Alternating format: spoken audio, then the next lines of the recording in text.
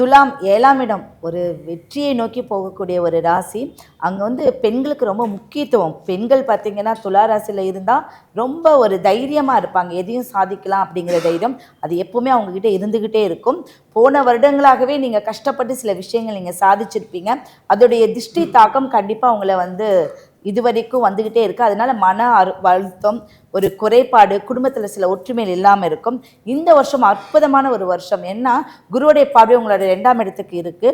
உங்களுடைய துலா ராசிக்கு அப்படி பார்த்தீங்கன்னா குரு 10ஆம் இடத்துல தொழில் நல்லா இருக்கும், தனம் தேடி வரும், உங்களுடைய பிரச்சனைகள் விடிவுக்கு ஒரு வரும், கடன் தொழிலேருந்து நீங்கள் விடுபடக்கூடிய ஒரு யோகம் இருக்குது. உடல் வலிமை மட்டும் நீங்கள் பார்த்துக்கணும். மன சோர்வு உங்களுக்கு உண்டாகும். இதை நீங்கள் செய்ய வேண்டியது மாரியம்மன் அந்த வழிபாடு நீங்கள் செய்யக்கூடாது. நீங்கள் நல்லா ஒரு ஜொலிக்கக்கூடிய ஒரு மகாலட்சுமி, லக்ஷ்மி நரசிம்மர், மகாலட்சுமி இவங்களை தான் நீங்கள் வந்து போய் பார்க்கணும். அதன் மூலியமாக தான் உங்களுடைய தேகம், ஆற்றல் இதெல்லாமே வந்து ஒரு நல்ல பிரபஞ்ச சக்தியோடு ஒன்றி போகும். உங்கள் வீட்டின் அருகாமையில் இருக்கக்கூடிய காவல் தெய்வத்தை நீங்கள் வழிபடுவது மிக சிறந்த விஷயங்கள். இப்போ வரக்கூடிய புது கார்கள் வாங்கக்கூடியதோ இல்லை வீடுகள் புதுப்பிக்கிறதோ, உங்களோட கிட்ட இருக்கக்கூடிய பழைய விஷயங்கள் புது விஷயமாக்கக்கூடிய ஒரு யோகம் இந்த துளாராசிக்கு இருக்கு.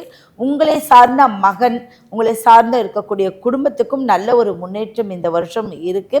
உங்களுக்கு இடுப்பு சார்ந்த பிரச்சனையும் வயிறு சார்ந்த பிரச்சனையும் நீங்க கவனமா இருந்துட்டீங்கன்னா அதுல இருந்து தப்பிக்கக்கூடிய ஒரு அமைப்பு இருக்கு.